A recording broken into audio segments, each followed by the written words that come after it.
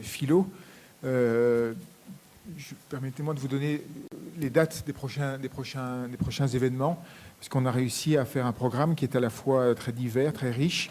Donc aujourd'hui, cette discussion avec deux personnalités dont qu'on est très content d'accueillir, le ministre Paul Magnette, qui s'est arraché à ces négociations nocturnes pour venir, il tenait à être là ce soir, face à Raffaele Simone, philosophe italien, sur l'avenir du socialisme. Nous aurons aussi, il y a aussi un petit événement lundi prochain en partenariat avec le Festival des Libertés au Théâtre de la Communauté française, qui sera une conférence sur l'esprit, la conversion utopique, sur l'utopie aujourd'hui, la place de l'utopie par Miguel Abensour, donc au Théâtre de la Communauté française.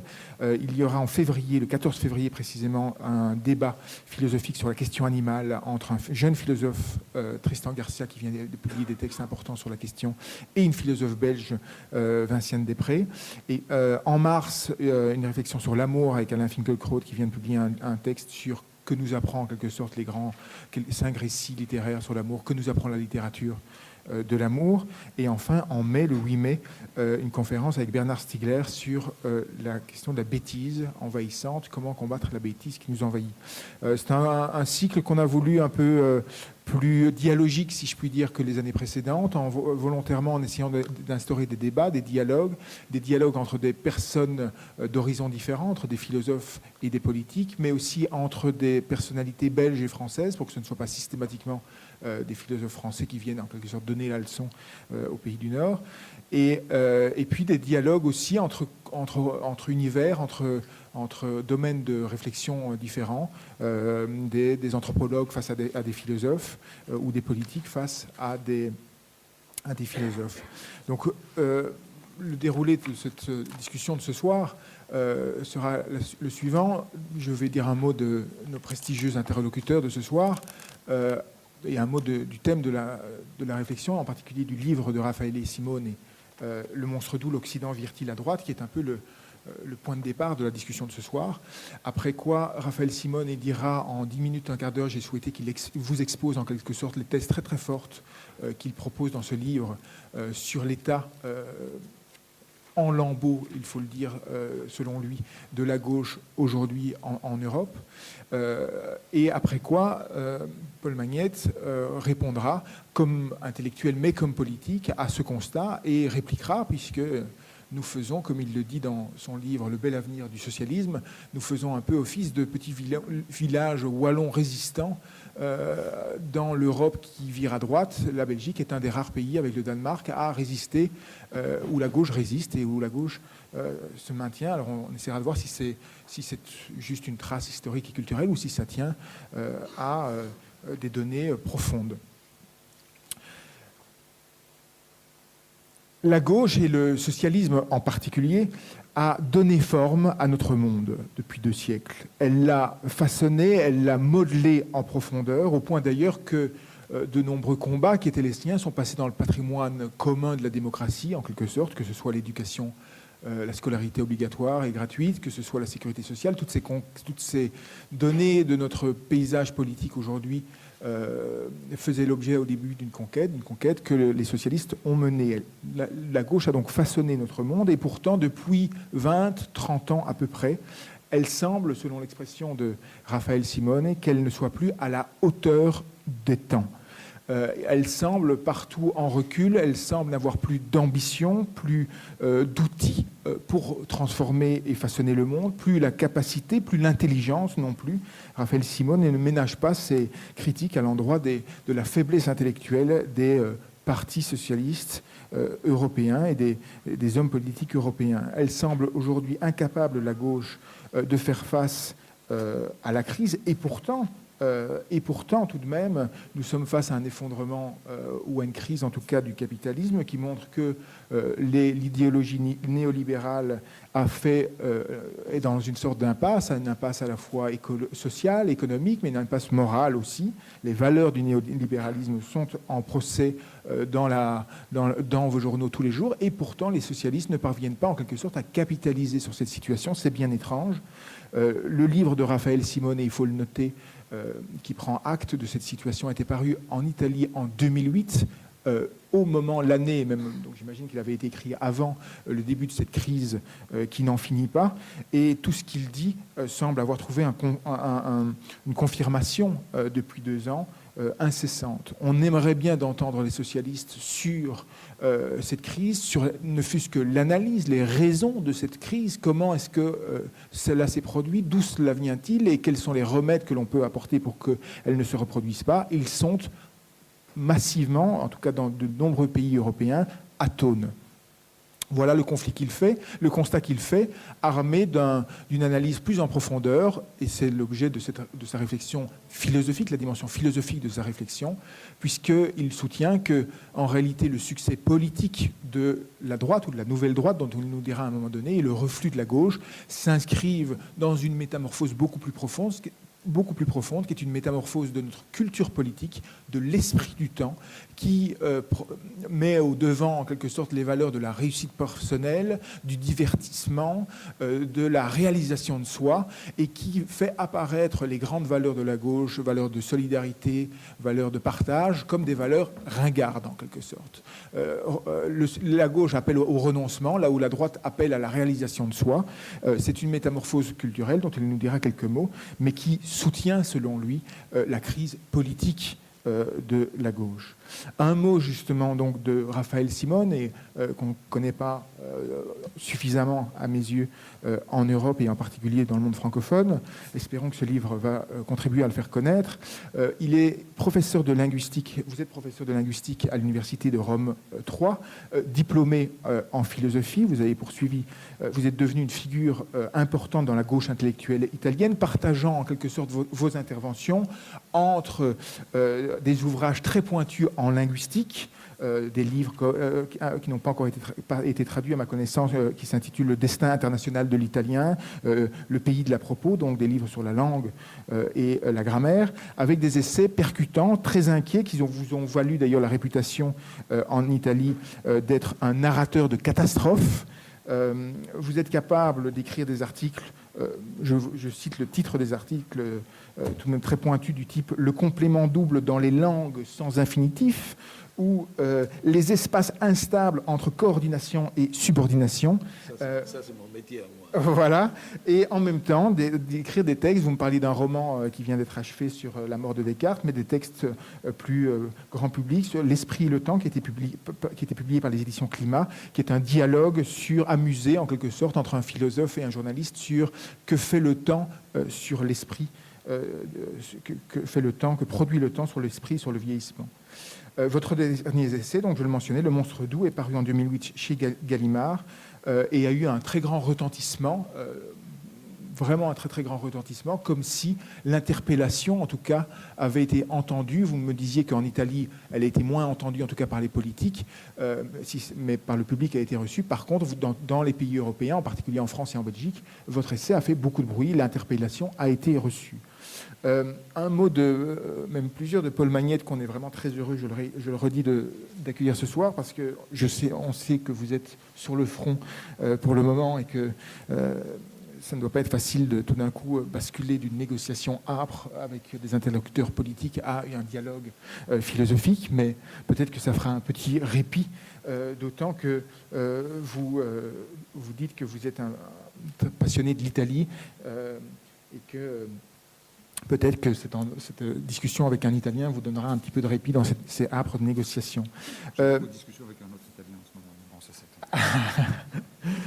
ça, vous avez aussi, vous, à l'instar de Raphaël Simone, un peu une double casquette. Vous êtes, et je dirais que vous êtes le meilleur candidat, en quelque sorte, pour lui porter la réplique, puisque vous êtes alors que Raphaël Simone dit qu'il n'y a plus d'intelligence et plus d'intellectuels en politique, vous êtes un de ceux qui montrent que oui, il est possible aujourd'hui de mener une double carrière en quelque sorte et d'apporter les lumières de l'intelligence académique au sein de la vie politique.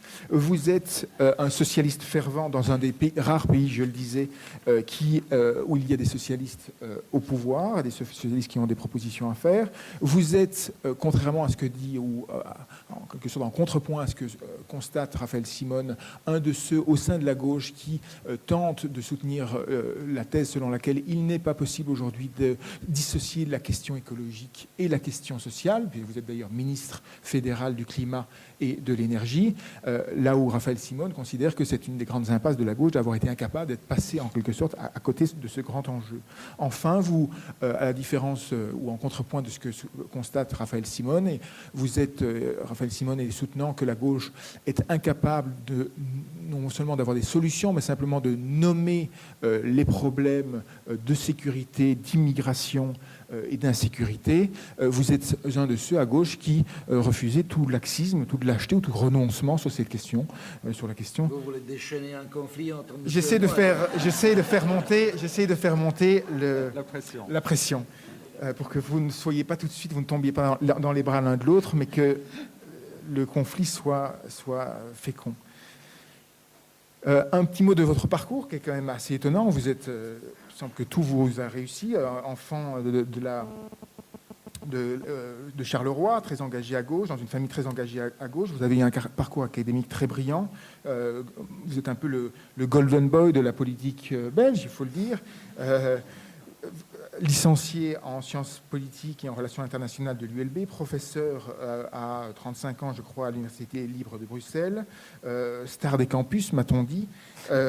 Vous avez consacré vos premiers travaux à la question européenne, à un moment où tout le monde considérait que l'Europe, il n'y avait pas grand-chose à en dire. Vous êtes allé y voir, vous avez fait des travaux qui ont été retenus. J'en nomme deux. Au nom des peuples, le malentendu constitutionnel aux éditions du CERF, publié en 2000, et Le souverain apprivoisé, l'Europe, l'État et la démocratie, aux éditions Complexes. Et puis, vous étiez une figure de gauche et en quelque sorte, les socialistes sont venus vous chercher, si j'ai bien compris, au moment où ça allait mal à Charleroi. Vous avez eu une mission de bons offices pour en quelque sorte essayer d'apaiser les choses et de sortir de l'impasse au moment où le Parti socialiste était croulé sous les affaires. Vous avez fait preuve de conviction et de capacité à convaincre manifestement, ce qui vous a valu d'être progressivement nommé ministre dans le gouvernement wallon en 2007 au ministère de la Santé, et puis d'intégrer en 2007 le gouvernement fédéral, je le disais, au ministère de l'Énergie et du Climat. Vous avez par ailleurs mené une campagne électorale de très grande proximité à Charleroi. On promettait au Parti socialiste l'effondrement. Vous avez mené une campagne de porte-à-porte qui vous a valu de, en quelque sorte, sauver le Parti socialiste à Charleroi. On lui prédisait de perdre tout. Il a perdu 2% et vous avez fait 40 000 voix, 40 000 suffrages. Vous nous direz s'il y a une recette aujourd'hui pour gagner quand on est socialiste et pour en quelque sorte convaincre ces électeurs qu'on n'est pas ringard quand on est socialiste. Je laisse maintenant la parole à Raphaël Simone, à qui j'ai vraiment demandé de vous faire en quelque sorte, de vous livrer en 10 minutes, un quart d'heure, de manière la plus forte et la plus... N'ayez aucune crainte, malgré que vous ayez un répliquant, le constat que vous faites sur la crise, l'impasse de la gauche et du socialisme aujourd'hui. Mais je vous remercie en tout cas d'être là et d'avoir pris la peine de venir depuis Rome spécialement pour cette soirée.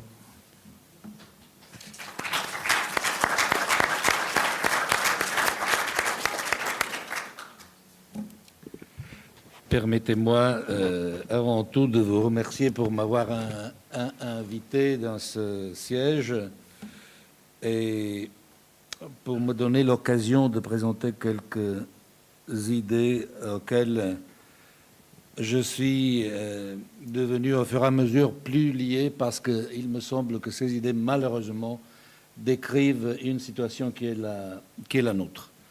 Mon livre, Le monstre doux, Il mostro mite en italien, n'est pas du tout un livre politique. Ça, c'est une prémisse importante, parce que normalement, aussi bien en Italie qu'en France et ailleurs, on le prend erronément pour un livre politique. Son point de départ, bien sûr, est la situation politique actuelle, où l'aspect le plus important, à mon avis, est le déclin généralisé de la gauche, mais son noyau et son point, disons, le plus délicat, c'est une analyse, une analyse proprement philosophique de ce que j'appelle le paradigme culturel de la situation actuelle, que je relie à une force et à une entité politique dont je dirai quelques mots dans quelques instants, que j'appelle la nouvelle droite. Et ce paradigme, c'est lui justement que j'appelle le monstre doux, c'est la justification de la crise de la gauche. Voilà, alors c'est ça le parcours de raisonnement que je fais.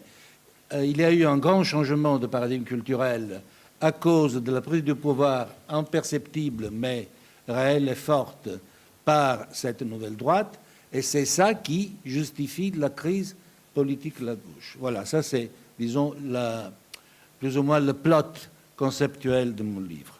Et alors, mon point de départ, c'est justement le déclin de la gauche. Ça, c'est tout à fait évident, et donc il ne faut pas trop insister là-dessus.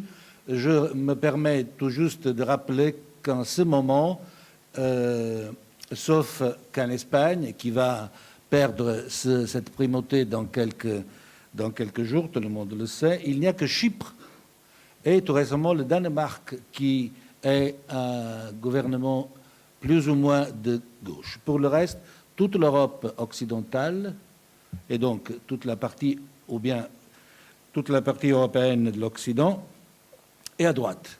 Ça voudra bien dire quelque chose. Premier niveau d'interprétation de ce fait évident, c'est que le peuple de gauche a subi, plutôt, je dirais-je, une graduelle dissolution.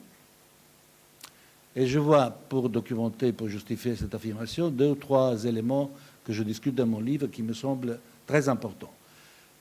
Premièrement, la classe ouvrière n'existe plus en tant que classe ouvrière.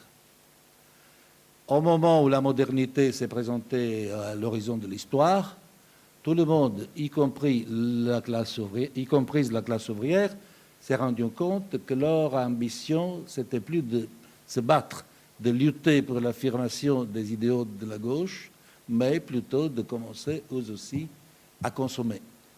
C'est-à-dire à faire la vie, à mener la vie de la bourgeoisie qu'ils avaient traditionnellement et au fil de presque un siècle combattu comme l'ennemi principal. Donc il y a un phénomène de bourgeoisisation, pour ainsi dire, de la classe ouvrière qui a enlevé une énorme masse d'électeurs potentiels à la gauche en toute l'Europe. Le phénomène s'observe en plusieurs pays de façon absolument claire, à partir de l'Italie, où la plupart des ouvriers ont commencé à un certain moment à voter pour la Ligue. Et ça, au nom du fait que la Ligue fait un travail de territoire, de proximité que les autres pays ont commencé à ne plus faire. Ça s'observe aussi en France, ça a été étudié dans des essais importants, ça s'observe en Espagne, ça s'observe pratiquement partout. Les ouvriers n'ont plus envie de rester que des ouvriers, ils veulent devenir quelque autre chose.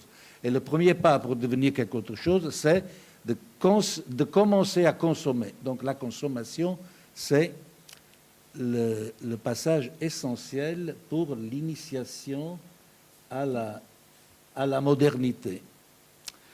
Et donc, qu'est-ce qui reste? À ce moment, la classe ouvrière a cessé donc d'être la classe générale pour la gauche en tant que telle, la classe à laquelle on ferait référence pour identifier des objectifs, élaborer des lois, imaginer, projeter des réformes, etc., etc.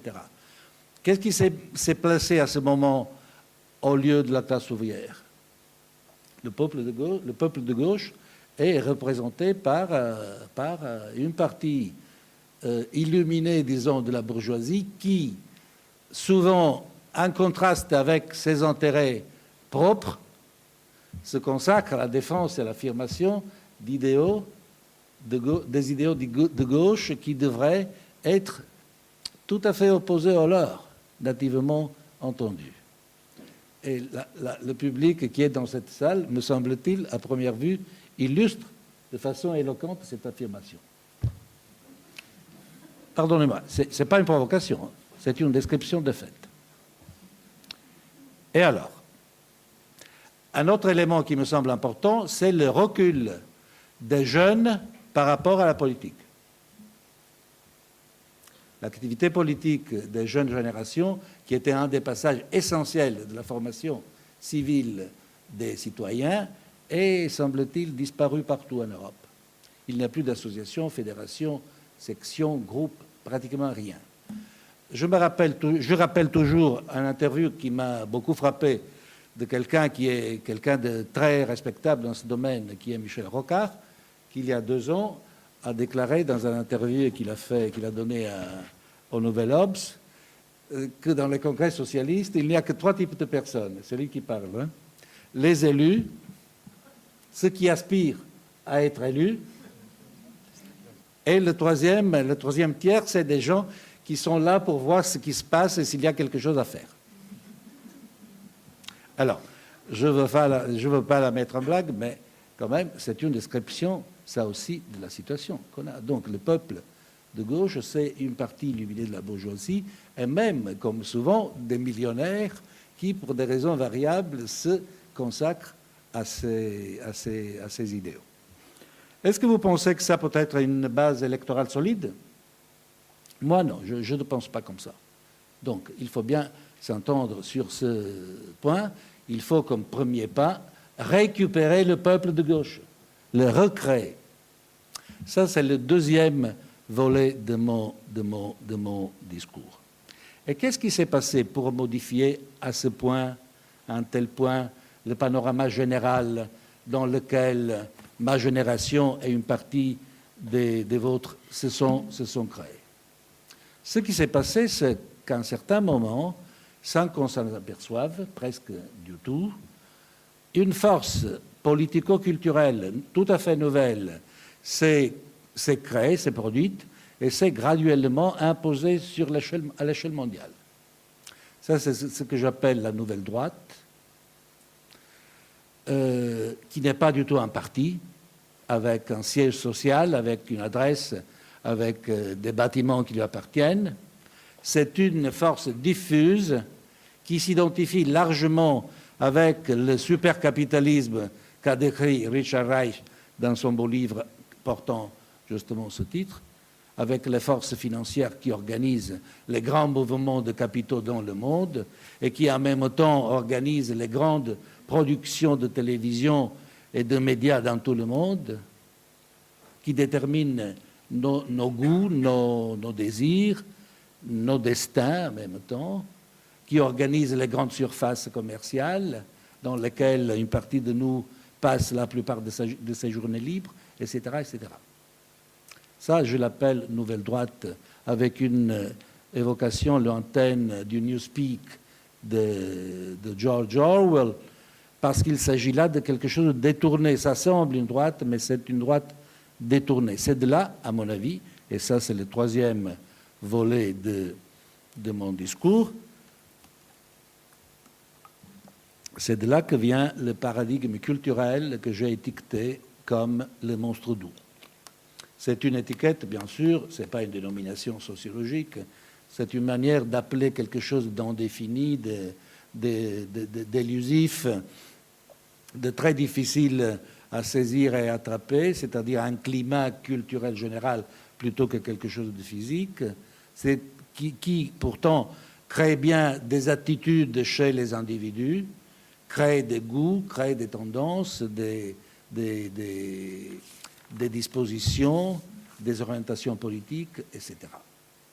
Et là s'installe justement la partie de mon livre, de mon analyse à laquelle je tiens davantage, c'est-à-dire la définition, la déconstruction, la description de ce monstre doux. Qu'est-ce qu'il fait? Comment est-il fait? Quels sont les aspects principaux qui le caractérisent et qui en même temps déterminent notre vie?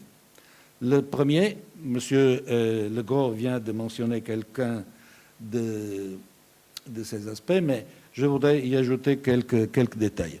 Le premier, c'est l'importance énorme qu'a pris la consommation dans la vie actuelle. Ça, c'est absolument banal comme affirmation, mais c'est un phénomène qui porte des conséquences importantes. Dont la deuxième, c'est l'explosion de la nécessité de se divertir, de s'amuser, de passer bien son temps libre. Le divertissement, comme le disaient les philosophes classiques, qui a changé, lui, complètement l'organisation de notre temps et même notre conception de notre même vie.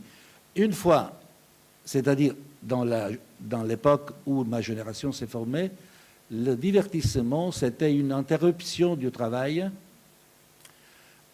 pratiqué dans la perspective de revenir au travail plus ou moins immédiatement après.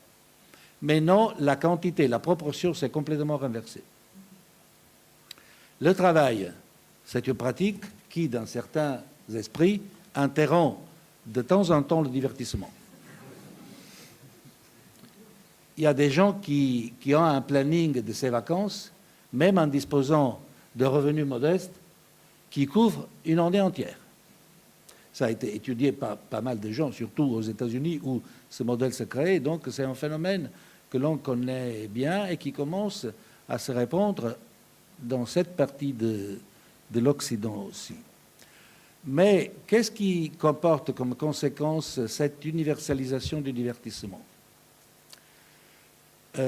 Comporte une transformation générale de la conception de la vie, c'est-à-dire l'idée étroitement liée aux traditions de gauche du travail en tant que devoir et libération, du travail en tant qu'obligation sociale, comme valeur à transmettre à ses enfants d'une génération à l'autre. Tout ça est complètement en déclin parce que c'est le contraire qui commence à s'imposer. C'est-à-dire l'idée que le travail, c'est un ennui horrible, c'est quelque chose dont il faut se libérer aussitôt que possible, parce que ce qui importe, c'est de se divertir.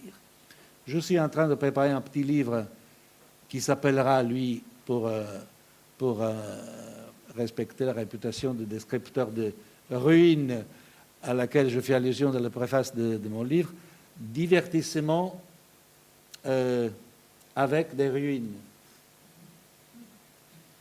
où je développe exactement ce sujet qui me semble d'énorme importance. Il ne faut pas penser au divertissement tel qu'il se représente dans nos esprits à nous. Il faut se représenter le divertissement comme ambition des masses et surtout comme ambition fondamentale des classes ouvrières. Là, il a contribué à modifier complètement, en la détournant, une conception entière de la vie. Conséquence étroitement liée à la précédente, c'est le fait que dans le domaine, le monstre doux, il agit aussi dans le domaine qui paraît apparemment impénétrable des passions et des émotions, des sentiments. Les philosophes l'appelaient le domaine des passions et en donnaient des classifications complexes. Là, la passion typique de la gauche, c'était la compassion, la solidarité. Donc, la nécessité, le besoin, l'impulsion à aider quelqu'un de semblable à nous, se trouvant dans une situation de détresse. La solidarité, que les catholiques appellent compassion. C'est plus ou moins la même chose, dans deux déclinaisons différentes, mais comme sentiment, c'est la même chose. La compassion commence à céder la place à son opposé, c'est-à-dire à l'égoïsme ou à la concentration sur soi-même. Les exaltations de l'égoïsme sont partout dans les médias, dans la vie politique, la vie publique, personnages politiques et publics les plus divers insistent là-dessus et elles se concentrent surtout sous quelques formes en particulier, telles que par exemple le soin du corps. Dans mon livre, j'évoque assez souvent un précédent important de ce type d'analyse qui est José Ortega y Gasset, le grand philosophe et analyste espagnol actif du début du siècle passé jusqu'aux années 50, plus ou moins, qui a consacré un livre d'énorme importance, même dans l'actualité, qui s'appelle La rébellion des masses, où il insiste exactement sur ce point, c'est-à-dire le changement qu'il dénonçait à son époque, donc dans les années 20, quand les masses commençaient à se présenter au bord de l'histoire, donc dans une époque tout à fait primordiale par rapport à ce que l'on voit en ce moment, il dénonçait justement le fait que le soin du corps, l'attention pour le corps devenait un phénomène extrêmement visible, que tout le monde était concentré là-dessus et qu'il y avait une exaltation de la jeunesse tout à fait inouïe et inédite par rapport au passé. Donc, c'était un déplacement de valeur tout à fait semblable à celui auquel on assiste en ce moment, mais nous avons une situation beaucoup plus poussée et dramatique sous nos yeux. Et finalement, et c'est le volet le plus délicat de mon analyse, et aussi celui que j'ai plus de difficultés à expliquer clairement, il y a eu, et il est en train de se réaliser de plus en plus, une sorte de tremblement de terre dans un domaine très délicat mais très important, qui est la perception de la différence qu'il y a entre la réalité, les faits durs, contre lesquels on peut bien battre sa tête en se faisant du mal, et leurs représentations, leurs images. Les faits, les représentations. C'est une distinction philosophiquement essentielle, parce que c'est là c'est justement sur cette différenciation que s'installe la perception tout à fait occidentale, le sens tout à fait occidental de la science, de la rationalité scientifique et de la rationalité en général, même dans les systèmes éducatifs, où le sens de la réalité, c'est une des premières choses qu'on apprécie comme contenu du processus de formation. Qu'est-ce qui a contribué de manière déterminante à affaiblir et finalement, chez certains, à effacer la perception de cette différence? L'énorme explosion tout à fait liée à la culture des monstres doux des objets pour produire des images. On a tous, chacun dans cette salle, je crois, est muni d'un téléphone portable avec un appareil, une caméra incorporée dedans. Et les objets pour créer des images sont extrêmement nombreux. Il n'y a plus de fait qui ne soit pas repris par quelqu'un de quelque manière. Les catastrophes, les tremblements de terre, les viols, les vols, les explosions, les accidents de route, etc. Vous avez plein d'images qui sont produites par on ne sait pas qui, parce que chacun d'entre nous a quelque chose pour produire et relancer des images dans la toile. Évidemment, il ne faut pas penser à des gens présumablement contrôlés comme nous qui sommes dans cette salle. Il faut faire référence aux jeunes, aux enfants, aux personnes qui ne disposent pas d'une préparation culturelle et intellectuelle suffisante pour se rendre compte de ce que signifie le fait de transformer tout aspect de la réalité en image. Il y a même des cas où la perception du réel, par exemple dans le tourisme n'est plus une série d'expériences personnelles, mais c'est plutôt une série de prises photographiques. Les gens arrivent sur un emplacement quelconque et commencent tout de suite à faire des photos. On regardera les photos parce qu'on n'a pas vu l'objet qu'elles représentent. C'est un ersatz complet de la représentation au lieu de l'image. Ça produit un changement important parce que ça affaiblit la distinction entre le véritable, le vrai, le réel, le dur et son image. Il y a même des faits qui ne sont produits que pour être représentés dans des images, des faits criminels par exemple. L'énorme explosion de la pédophilie dans le monde actuel ne se justifie que par ça. On produit des faits extrêmes et affreux pour les représenter sous forme d'image. Aussi bien pour des intérêts commerciaux que pour d'autres raisons, pour mettre en circulation des images extrêmes. La mort spectacle, c'est un concept qui s'est imposé justement à la suite de ce phénomène de diffusion généralisée de la possibilité de produire des images. Et alors nous assistons à ce moment à des phénomènes extrêmes, des morts, des catastrophes, des accidents monstrueux, des massacres, etc., comme des choses qui ne sont plus réelles parce qu'elles sont devenues des images. Alors, aspiration à la consommation, exaltation du divertissement, déclin de la compassion remplacée par l'égoïsme, affaiblissement de la perception de la distinction entre la réalité dure et son équivalent en pixels.